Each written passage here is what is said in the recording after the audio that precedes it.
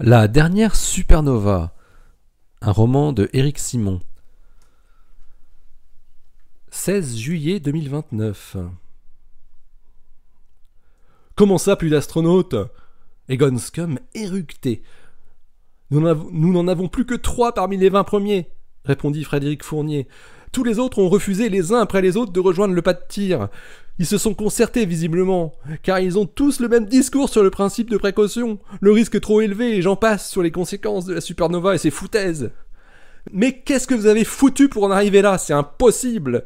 Et pourquoi les mecs des missions 5 et 6 ne sont pas prêts? Ils doivent faire 6 mois de formation, et on n'avait pas prévu d'avoir besoin de faire plus de 3 remplacements successifs en urgence sur un même poste. Vous êtes des amateurs. Comment vous avez fait pour ne vous rendre compte de rien? Ils ont préparé leur coup, évidemment. Ça ne s'improvise pas, un truc comme ça, hein. Mais comment c'est possible, un truc pareil, hein? Le milliardaire fulminé. On l'avait rarement vu dans un tel état. Cette fusée doit décoller pour aller sur Mars avec des hommes et elle décollera maintenant, poursuivit Scumm en frappant violemment la surface de son bureau. 4 astronautes sur 5 de l'équipage avaient soudainement refusé de se rendre sur le pas de tir le matin même, en expliquant que le risque avait été volontairement minimisé par Galactix et qu'il était préférable de reporter le premier lancement de 6 mois pour laisser arriver le vent de pulsar issu de la supernova de 2024. Frédéric Fournier avait immédiatement enclenché la procédure de remplacement d'urgence en faisant appel aux doublures de ces 4 astronautes. Pedro García Lorenzo, le seul des 5 qui n'avait rien revendiqué, se retrouvait dans la situation étrange de celui qui aurait intégré l'équipage 2, mais cela ne dura que très peu de temps. Au moment où les 4 remplaçants étaient arrivés dans la salle de préparation, ils annoncèrent qu'eux aussi, tous les 4, refusaient de monter dans la capsule Antares tant que le risque lié au vent de pulsar n'était pas maîtrisé. Pedro García Lorenzo dut alors patienter 2 heures supplémentaires pour voir arriver les membres au quasi complet de l'équipage 3. Une fois prêts pour se rendre vers le pas de tir, 3 parmi les 4 s'arrêtèrent de marcher, regardèrent Pedro et leur collègue Corinne et leur firent signe qu'ils arrêtaient. Ils récitèrent un discours semblable à leur prédécesseur. La situation était ubuesque. Les techniciens et ingénieurs qui accompagnaient les astronautes commençaient à tergiverser et à s'engueuler de plus en plus ouvertement. Ils ne pouvaient pas mettre 3 personnes de force dans la capsule pour les envoyer sur Mars. Les responsables du pas de tir avaient demandé à ce que Fournier descende en personne pour tenter de raisonner les hommes et les femmes qui avaient passé plusieurs années de leur vie en sacrifice divers pour finalement renoncer à la dernière minute. Fournier s'était déplacé, mais en vain.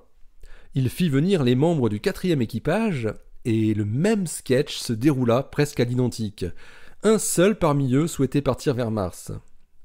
Il n'était plus maintenant que 3 volontaires, Pedro García Lorenzo, Corinne Ticker et Jay Jelinski.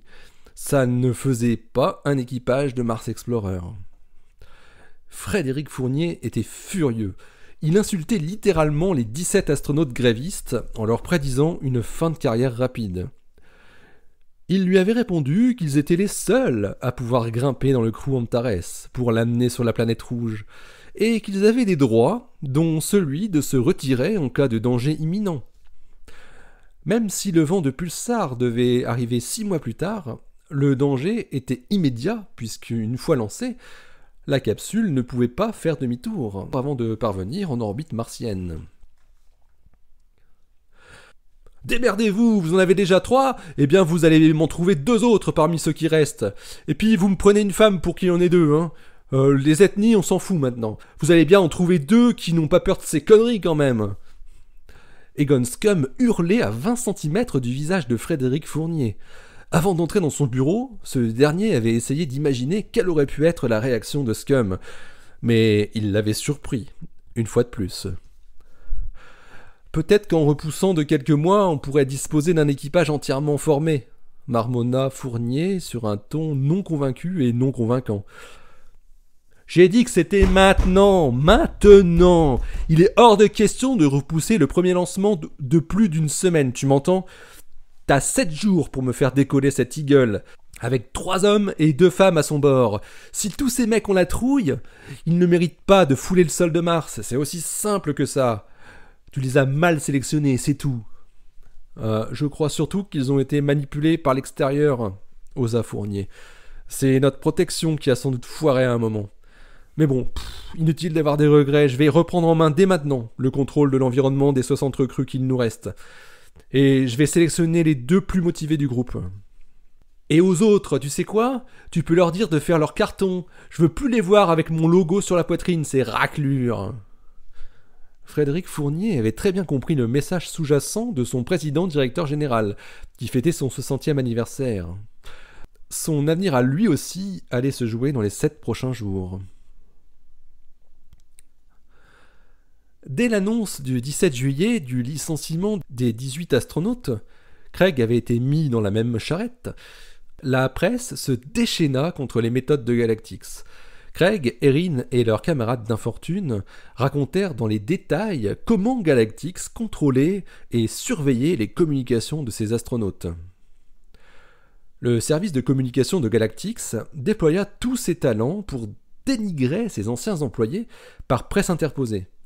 Ils étaient accusés de raconter n'importe quoi dans le but de salir la société, uniquement parce qu'ils avaient été virés.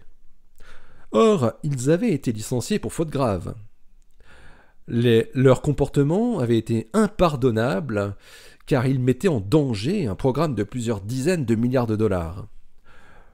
Le 18 juillet, la NASA prit position de façon étonnante en annonçant qu'elle embauchait sur le champ les 18 réfractaires de Galactix. Par ce geste, l'agence montrait qu'elle prenait fait et cause pour le combat de Craig et de Erin, celui de Christina, Laura et Tom.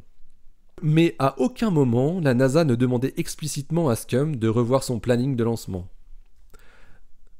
Craig, Erin et leurs comparses n'iraient sans doute jamais sur Mars, mais au moins pourrait-il espérer aller un jour en orbite ou sur la Lune, même pour quelques jours seulement. Les contrefeux de Galactix avaient suffisamment bien fonctionné pour que l'opinion publique ne s'envenime pas sur le sujet. La notion même de vent de pulsar, qui semblait toujours hypothétique et lointain pour la plupart des gens qui en avaient connaissance, ne semblait pas passionner les foules.